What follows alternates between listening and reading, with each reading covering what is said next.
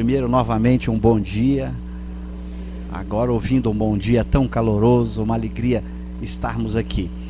Vamos, então, conversar sobre um pequeno texto, um texto de 3 curtos parágrafos, muito pequeno texto, que é o texto que Allan Kardec utilizou para o prefácio da obra O Evangelho segundo o Espiritismo. Vocês conhecem essa obra, com certeza, né? É a obra de Kardec mais conhecida no Brasil, né?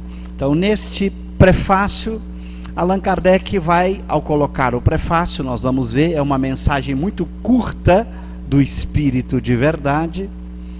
Ele está mexendo sozinho, tá vendo? Coisa dos espíritos, tá vendo? Então a gente explica isso. Eu não estou fazendo nada e ele está indo sozinho, que coisa boa.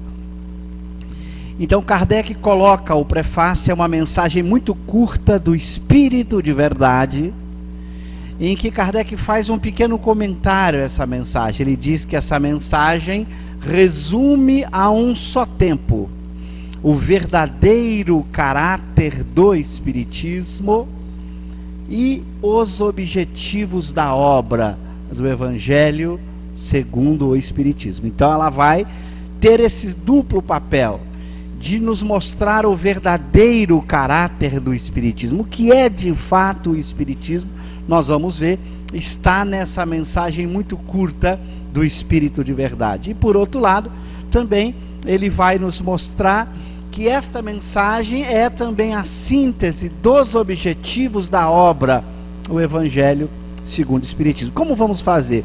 Vamos em conjunto ler a mensagem, é muito curta, depois vamos meditar com vocês, palavra por palavra, frase por frase, para a gente perceber a beleza desse texto do Espírito de Verdade, esse Espírito que foi o responsável pelo Espiritismo, aquele que comandou o Espiritismo do lado de lá, e que depois vai ser demonstrado que ele era o próprio Cristo, o próprio Jesus. Então vale a pena a gente refletir sobre esta mensagem.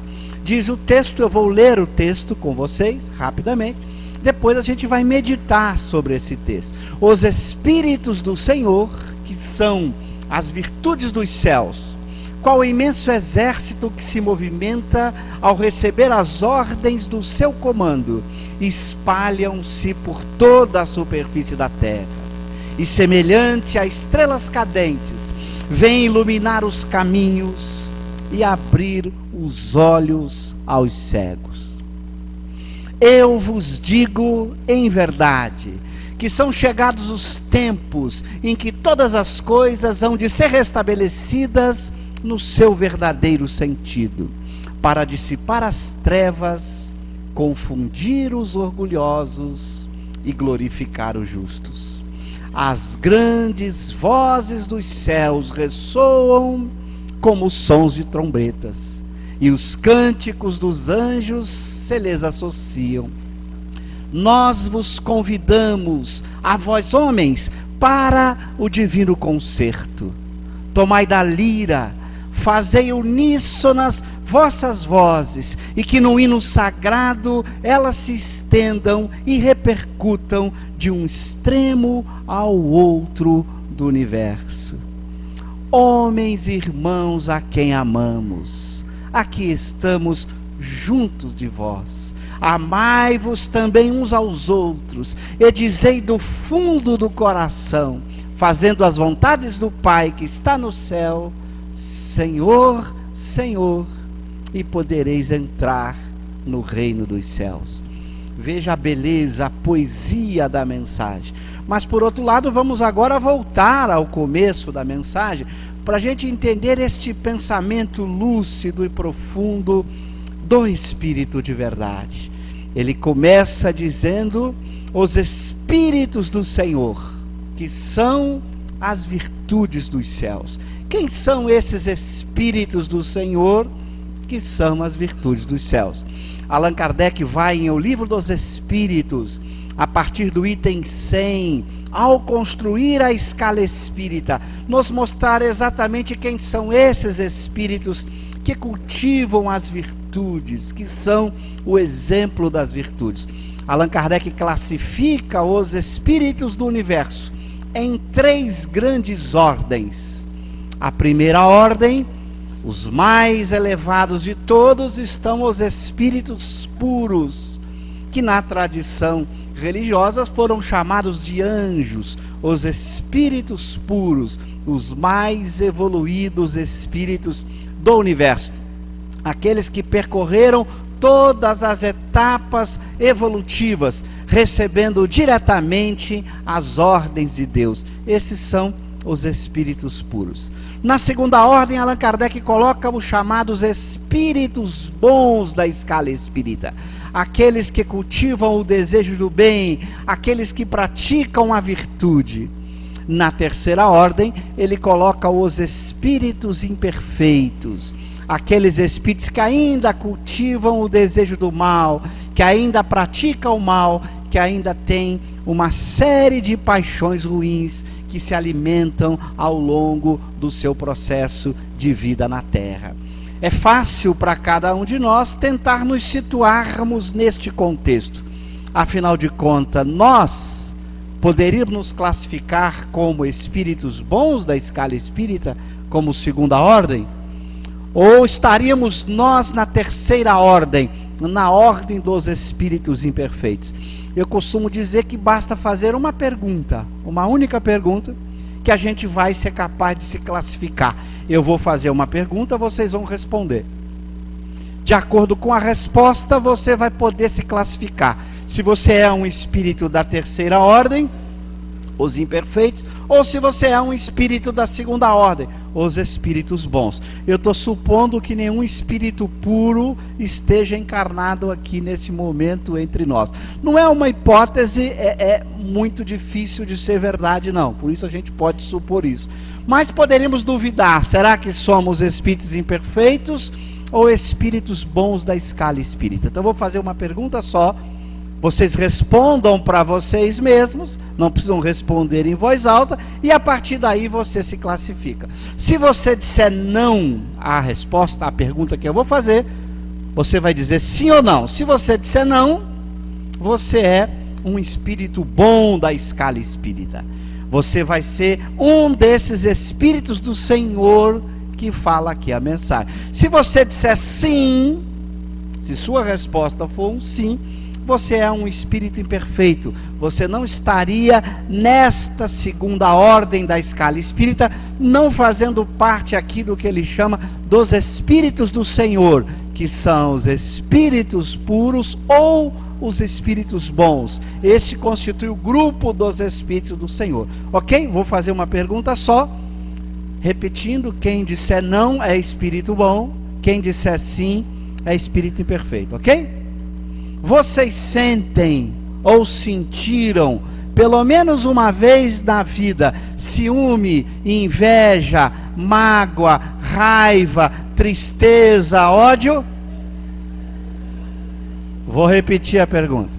Vocês sentem, pelo menos de vez em quando, ciúme, inveja, mágoa, raiva, tristeza, ódio? Sim? Então, se sim, nós somos da terceira ordem, os espíritos imperfeitos da escala espírita. Os espíritos bons e os puros não cultivam nenhuma emoção ruim, nenhum sentimento ruim. Jamais sentem tristeza, ciúme, inveja, raiva, ódio. Por isso eles podem ser os nossos anjos guardiães, os nossos espíritos protetores. Aliás, para aguentar a gente, se sentissem qualquer paixão dessa, nós íamos ganhar cascudo à torta e à direita, né?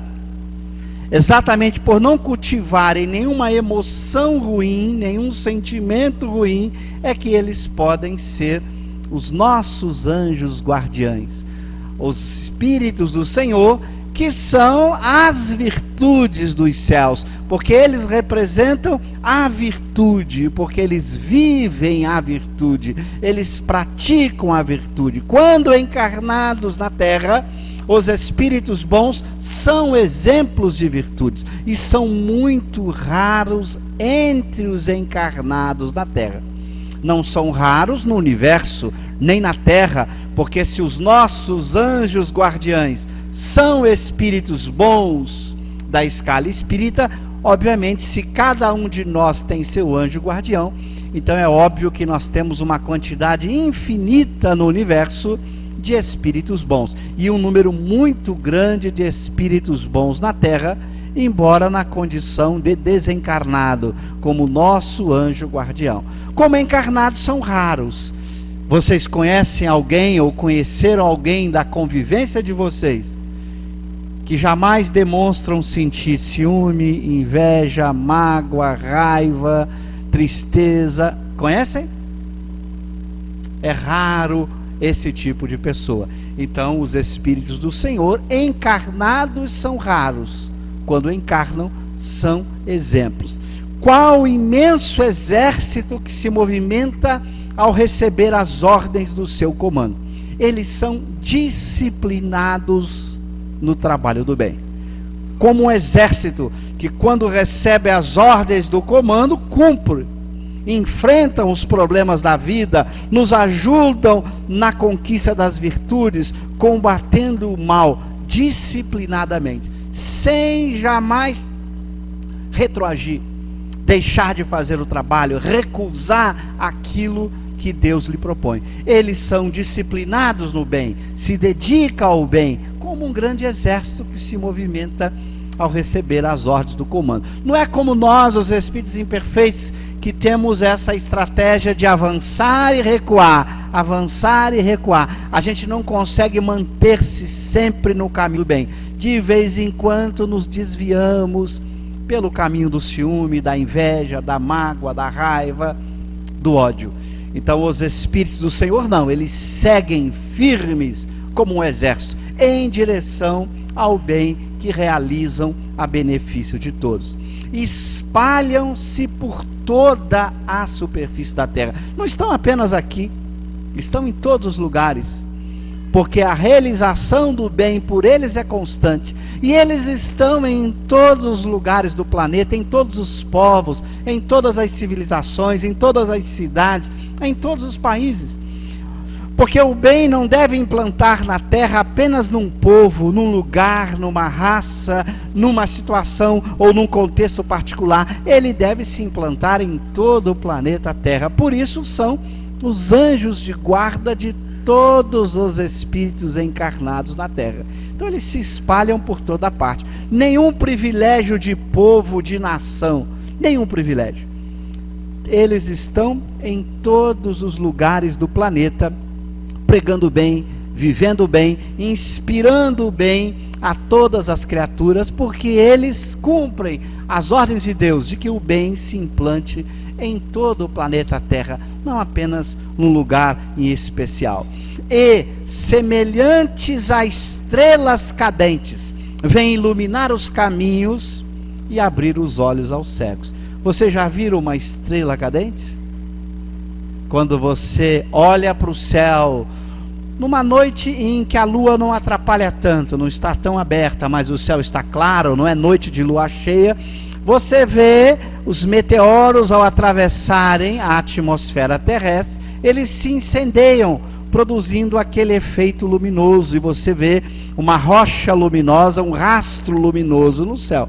São as estrelas cadentes. A gente sabe que não são estrelas, são pequenos objetos, pequenas pedras que estão disseminadas pelo espaço, e ao serem atraídas pela gravidade terrestre, atravessam a atmosfera da Terra, e ao entrar em alta velocidade em choque com o ar, se incendeiam, pegam fogo, dando aquele rastro luminoso. Esses espíritos do Senhor, quando encarnam nessa atmosfera densa das paixões humanas, quando aqui buscam na vida terrena viver entre nós, eles deixam essa marca de luz, esse caminho de luz. São verdadeiros guias quando encarnados, iluminando os nossos caminhos, nos orientando por onde a gente deve seguir, abrindo os olhos aos cegos. Aí vamos encontrar os grandes homens que que encarnaram na Terra, desde um Sócrates na Grécia Antiga, com o seu exemplo de dedicação à humanidade, um Jesus Cristo, a Allan Kardec, há tantos homens que não vamos aqui ficar citando nomes. Cada um pense nessas criaturas que, quando vivem entre nós, são verdadeiros exemplos que devemos seguir, iluminam os nossos caminhos, abrem os olhos aos cegos. São essas estrelas cadentes que, quando deixam o plano espiritual e mergulham na atmosfera pesada do planeta Terra, eles conservam o seu rastro de luz, dão para cada um de nós o exemplo do caminho que a gente deve seguir. Eu vos digo em verdade que são chegados os tempos em que todas as coisas hão de ser restabelecidas no seu verdadeiro sentido. Essa expressão, eu vos digo, é uma marca da identidade do Espírito que está assinando. Era a marca, era a expressão usada por Jesus. Eu vos digo em verdade. Ele aqui está se apresentando, se colocando como aquele que é o nosso guia, o orientador da humanidade, o próprio Cristo. Em várias mensagens do Espírito de verdade, a assinatura Espírito de verdade, mas ao longo da mensagem ele dá identificações de quem é esse Espírito de verdade. A mensagem é mais direta. Há, por exemplo, uma mensagem que ele ditou quando Allan Kardec publicou a obra O Evangelho segundo o Espiritismo, no ano de 1864, o Espírito de Verdade dá uma mensagem que ele se identifica ainda de forma mais direta. Ele diz num trecho da mensagem: eu vim há 18 séculos e disse, há muitas moradas na casa de meu Pai. Então há mensagens em que ele se identifica de uma forma muito direta. Aqui é uma forma de dizer quem é a sua pessoa, e ao mesmo tempo afirmar que o que ele está dizendo aqui é uma verdade, a verdade de que são chegados os tempos em que todas as coisas hão de ser restabelecidas no seu verdadeiro sentido. É o que fez o pensamento apresentado por Allan Kardec na construção do Espiritismo. Antes do Espiritismo, o pensamento de Jesus estava numa forma figurada, numa forma parabólica. As diversas correntes religiosas interpretaram esse pensamento de maneiras diferentes, cada um interpretando o pensamento do Cristo de uma forma diferente. Com Allan Kardec surge agora o pensamento de Jesus construído numa formulação científica, numa linguagem positiva, direta, em que o pensamento do Cristo se torna transparente, simples, racional, profundo, sem a linguagem metafórica, mas de uma forma que todos possam compreender, na demonstração pelos fenômenos espíritas da realidade da vida espiritual, de que a vida continua, de que somos espíritos imortais, de que os espíritos se comunicam com os homens e que prosseguimos no processo evolutivo até atingirmos a escala dos espíritos puros. Então, com o Espiritismo, a verdade se coloca de uma forma tão simples, tão profunda, tão lógica, tão racional. Então, foi chegado o momento em que o pensamento do Cristo precisava ser colocado de uma outra forma. É o que acontece com a vinda de Allan Kardec. Com a sua capacidade de capturar o pensamento dos espíritos, escrevendo este pensamento em seus 22 livros de forma admirável. Aí está para todos nós estudarmos a produção extraordinária de Allan Kardec, que apresenta o espiritismo científico, filosófico, racional, ético, que leva o homem a uma vinculação com Deus nesse espírito de religiosidade própria do pensamento de Jesus. Então tinha chegado o momento, aquele século XIX, era o momento em que todas as coisas que Jesus disse há 2000 anos tinham que ser restabelecidas no verdadeiro sentido, não ficar escondido nas palavras parabólicas, mas agora numa linguagem direta, num pensamento positivo, com um objetivo.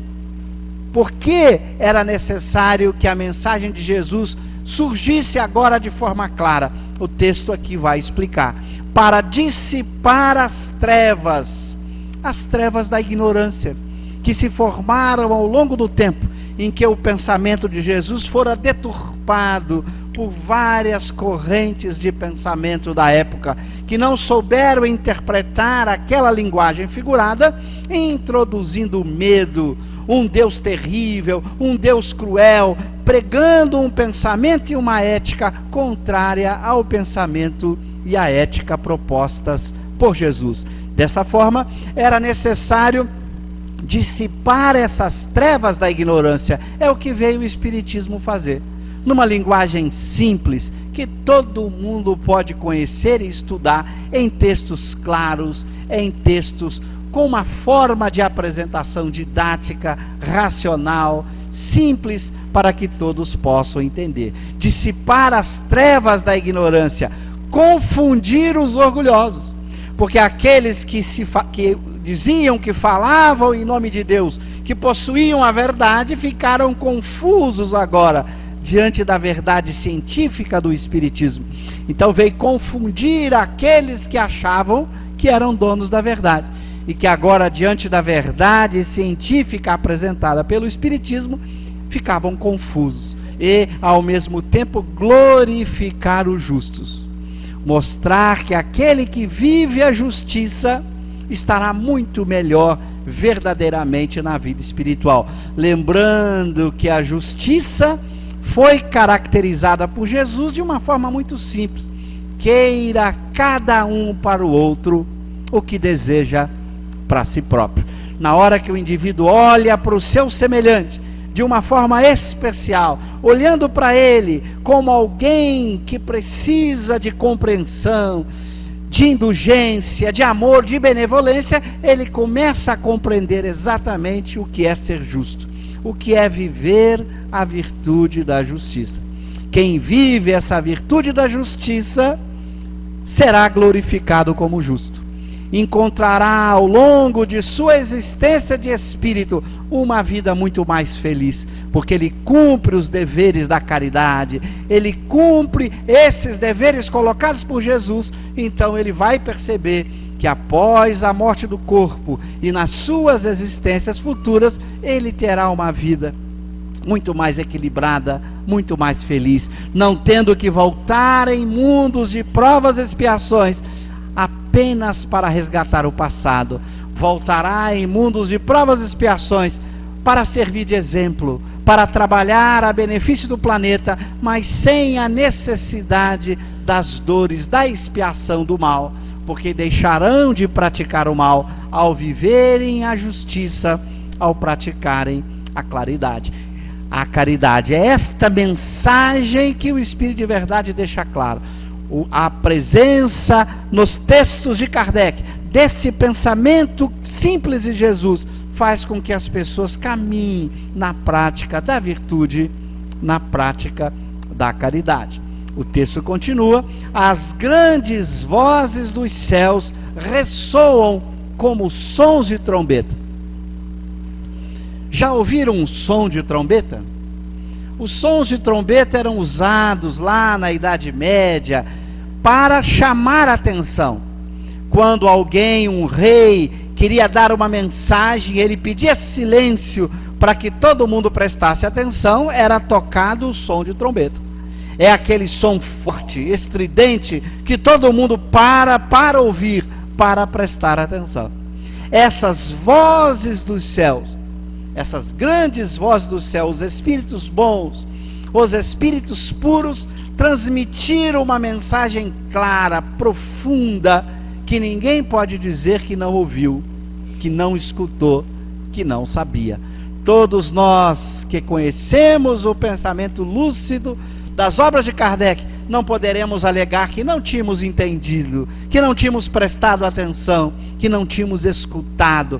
Essas são as vozes que, pelos textos kardecianos, representam os sons de trombetas, que falam forte em nossos ouvidos, que nos chamam a atenção para os deveres do amor, e da caridade. Então a gente não vai poder dizer: eu não tinha escutado, eu não tinha prestado atenção, porque esses sons de trombetas se fazem ouvir a todos aqueles que estão dispostos a escutá-los. E os cânticos dos anjos se lhes associam, porque não são vozes que apenas nos chamam a atenção, mas que tocam no fundo do nosso coração. Quando a gente, na prece sincera, abre o coração, nós vamos ouvir algo especial no nosso mundo interior, nos dando conforto, consolação, forças para enfrentarmos as dificuldades do caminho. Vamos perceber esses cânticos dos anjos penetrando fundo no mundo dos nossos sentimentos. E a gente, após uma prece sincera, uma oração efetuada com todo o nosso coração, nós nos sentimos muito mais reconfortados, mais felizes, mais animados para enfrentar as provações, as expiações da vida que cada um de nós escolheu antes de ocupar o corpo físico. Então a gente sente o conforto, o consolo, o ânimo, a alegria de viver a vida. Pouco importa as dificuldades do caminho. As dificuldades ficam mais leves, os problemas diminuem de intensidade e a gente se sente muito mais disposto a viver esta vida que escolhemos para o nosso progresso espiritual. Então são esses cânticos dos anjos que fazem com que a gente sinta vontade de enfrentar a todas as dificuldades que nós escolhemos na vida. Nós vos convidamos, a vós homens, para o divino concerto. Veja que convite especial. Quando nós entramos em sintonia com esses espíritos maiores pela prece, quando mergulhamos no pensamento espírita, nas obras que Allan Kardec nos legou, nós sentimos este convite para realizarmos a parte que nos toca. Cada um de nós tem um papel importante a executar na terra, diante da família, dos entes queridos, na empresa, como homem público, como empresário. Não importa a nossa profissão, não importa o local em que estejamos colocados, todos nós temos um papel a realizar, a cumprir na construção de um planeta melhor, de uma sociedade melhor. Aí está o convite para que a gente participe deste divino concerto. Então não é um concerto em que apenas as grandes vozes dos céus tocam. Cada um de nós pode tocar em conjunto nesta prática do bem, na realização da parte que nos toca na obra da criação. E aqui o convite deixa muito claro: tomai da lira, fazei uníssonas vossas vozes, e que no hino sagrado elas se estendam e repercutam de um extremo ao outro do universo.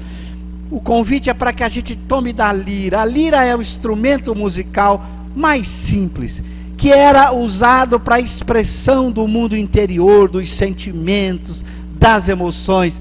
Os cantores líricos buscavam expressar o seu mundo interior. E aqui o convite para que a gente tome daquilo que nós somos, do nosso mundo interior, das condições que possuímos, dos recursos que possuímos, por mais simples e pobres que sejam, mas que utilizemos esses recursos participando deste concerto universal da transformação da humanidade, da construção de uma sociedade melhor, cada um dando o seu exemplo no lugar em que se encontra, nas condições que possui. Se você é uma pessoa de poucos recursos intelectuais, de poucos recursos materiais, pouco importa. Você pode dar a sua contribuição, porque a virtude, para ser praticada, não exige nenhum conhecimento intelectual, não exige nenhum recurso material. A virtude se expressa na mudança profunda que fazemos em nosso mundo interior, para cultivarmos as boas emoções, para enfrentarmos o ciúme, a inveja, a mágoa, a tristeza, o ódio, para vivermos com alegria, cumprindo os nossos deveres de consciência tranquila, buscando fazer o bem todas as vezes que a oportunidade surge em nossas vidas, e ela surge a cada instante. A gente pode sorrir, colaborar, servir, sem criar dificuldades para aquelas pessoas que estão ao nosso lado, procurando dar a nossa cota de colaboração, sentindo-se útil na realização de uma atividade qualquer. Então, todos nós, por mais simples que sejamos, qualquer que seja a dificuldade que trazemos conosco, todos nós podemos praticar o bem, todos nós podemos ser úteis, todos nós podemos demonstrar alegria, podemos demonstrar otimismo, boa vontade. É esta lira que trazemos junto de nós, que nós podemos tocar no nosso dia a dia, na prática do bem, na vivência da caridade. Então esse é o convite. E se todos nós colocarmos em ação esses simples instrumentos que trazemos na prática do bem, vamos fazer com que as nossas vozes todas se unam neste hino sagrado do amor, da caridade, da prática do bem em todo o planeta. E nossas vozes se estenderão e serão repercutidas por todo o universo, porque quando as pessoas se unem no pensamento do bem, na prática do bem, nas boas emoções, nós nos unimos espiritualmente falando com estas vozes dos céus, com os nossos anjos de guarda, e ao nos unirmos a Ele, nossas vozes se tornam ainda muito mais ricas, muito mais profundas, e vão contaminando, contagiando as outras pessoas na prática do bem. Da mesma maneira que o vício é contagioso, a virtude também. Então, quando nós nos esforçamos para sermos corretos, para ajudarmos uns aos outros, para vivermos com alegria, nós vamos fazendo com que esses sentimentos do bem vão se estendendo por toda a sociedade, por todo o planeta. Então veja que cada um de nós pode dar a sua colaboração, fazendo com que o bem cresça e se desenvolva em toda a sociedade que vivemos. Acordar no dia a dia alegre, orando, agradecendo a Deus pela oportunidade daquele dia. Pouco importa se estamos com alguma doença, com alguma dificuldade. A gente sabe que doenças, dificuldades fazem parte das nossas experiências de provas e expiações, experiências que escolhemos. Então você acorda alegre, feliz, e enfrenta as dificuldades do caminho, buscando ser útil, colaborar, servir sem reclamar, sem queixume, sem indignação, fazendo a sua parte, deixando que Deus cuida de todo mundo, acreditando, tendo esta confiança num futuro melhor, resultado do trabalho de cada um. Então você se entrega aos seus compromissos, às suas obrigações, com alegria no coração, sabendo que Deus cuida de todo mundo. Então você vai aprendendo dia a dia a construir a virtude dentro de você, neste processo de vida diária, constante, permanente, de alegria, de boa vontade, de serviço, de colaboração. E assim nós vamos sentindo, como diz aqui o Espírito de verdade: homens, irmãos a quem amamos, aqui estamos junto de vós. Paremos para pensar na beleza dessa frase. Esses espíritos altamente evoluídos, nos dizendo: homens a quem amamos, aqui estamos junto de vós. Poucas vezes prestamos atenção nessa frase, de que esses nossos anjos guardiães, espíritos altamente evoluídos, estão aqui junto de nós, nos amam. Basta que a gente aprenda a abrir o coração para senti-los em nossa intimidade. É o que nos falta na maioria das vezes. Com os sentimentos de raiva, de revolta, de indignação, de queixa, de ciúme, de ódio, nós não sentimos a presença desses nossos anjos guardiães, que 24 horas por dia, 7 dias por semana, como mostra o item 495 de O Livro dos Espíritos, esses anjos guardiães permanecem sintonizados a cada um de nós. Nem nos lugares de devassidão, vai dizer Santo Agostinho, nem nos cárceres, nem nos hospitais estamos sós. Eles permanecem ligados ao nosso pensamento, capturando as nossas emoções, nos inspirando, nos dando forças para enfrentarmos as dificuldades do caminho. E não prestamos atenção nisso. Os sentimentos ruins que cultivamos não nos permitem ouvi-los na nossa intimidade.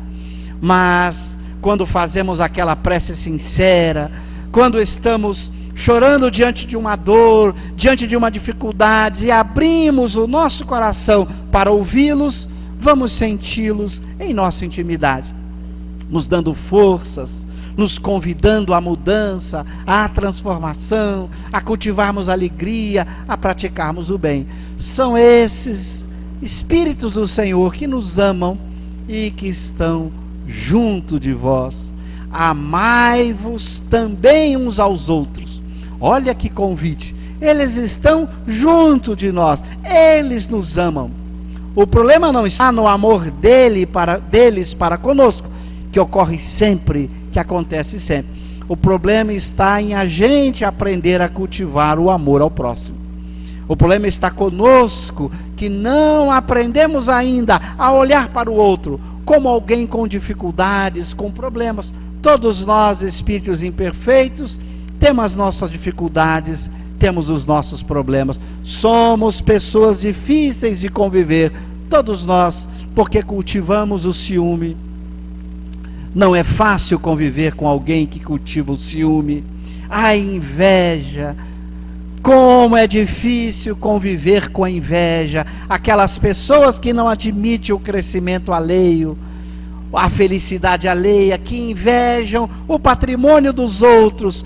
Como é difícil conviver com o invejoso, com o egoísta que só pensa em si, com aquela pessoa que vive em queixa, em reclamação, indignada, revoltada. Como é difícil conviver quando nós estamos cultivando essas emoções ruins, que são os nossos verdadeiros problemas, que são os nossos maiores inimigos. Os nossos inimigos não são as pessoas que convivem ao nosso lado, mas são essas paixões ruins.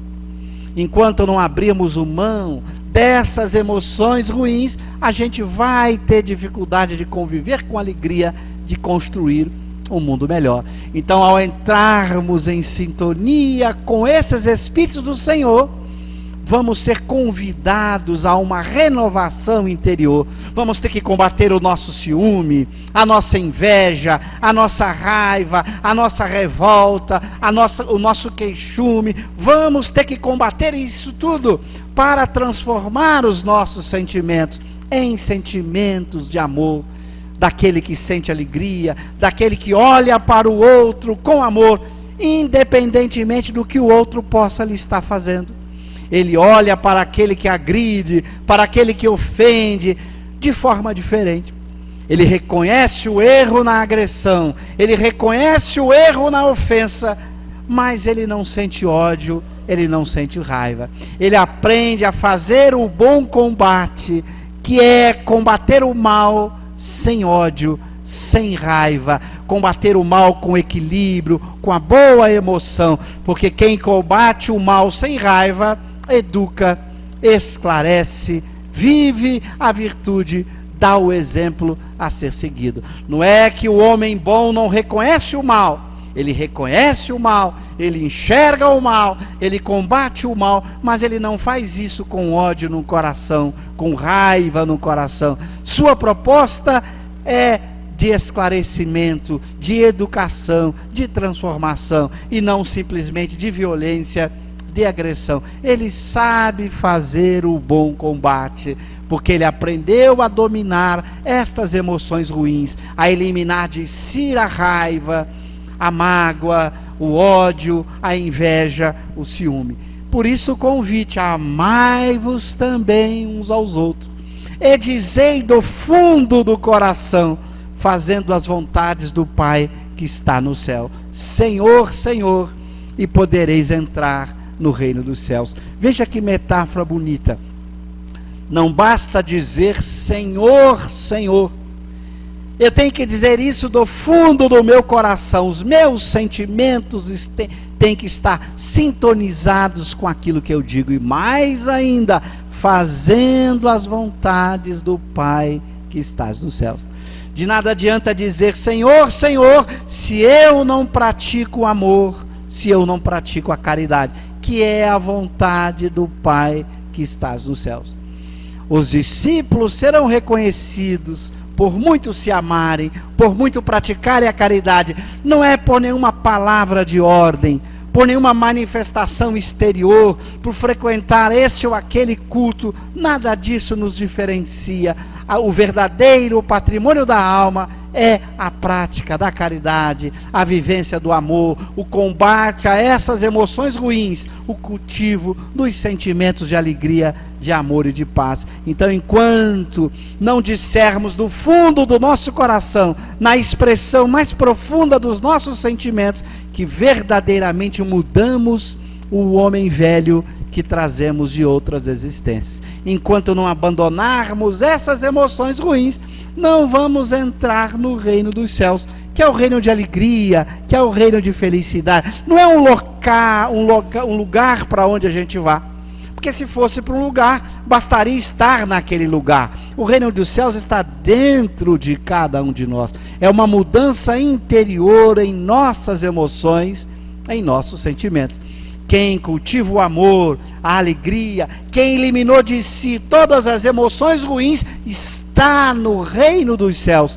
Pouco importa o lugar onde ele se encontra. Ele estará no reino dos céus, vivendo num planeta de provas e expiações, dando exemplo, ou estará em qualquer lugar do universo, no reino dos céus, porque o reino dos céus está dentro dele mesmo, com a sua transformação interior, com a conquista das virtudes e dos nobres sentimentos. Esse é o convite que o Espírito de verdade nos faz, e nos deixa aqui.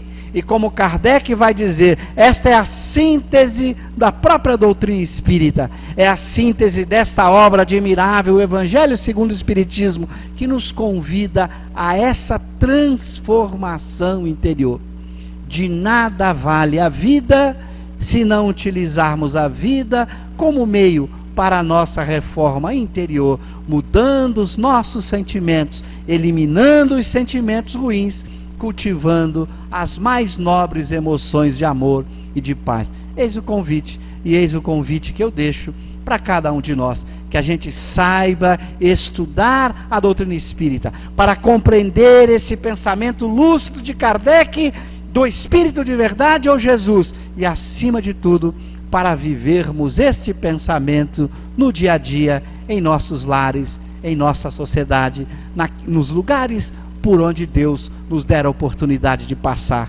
Muito obrigado, que a gente tenha um domingo de paz e que Deus nos ajude nesse processo de transformação interior. Muito obrigado a todos, um bom domingo.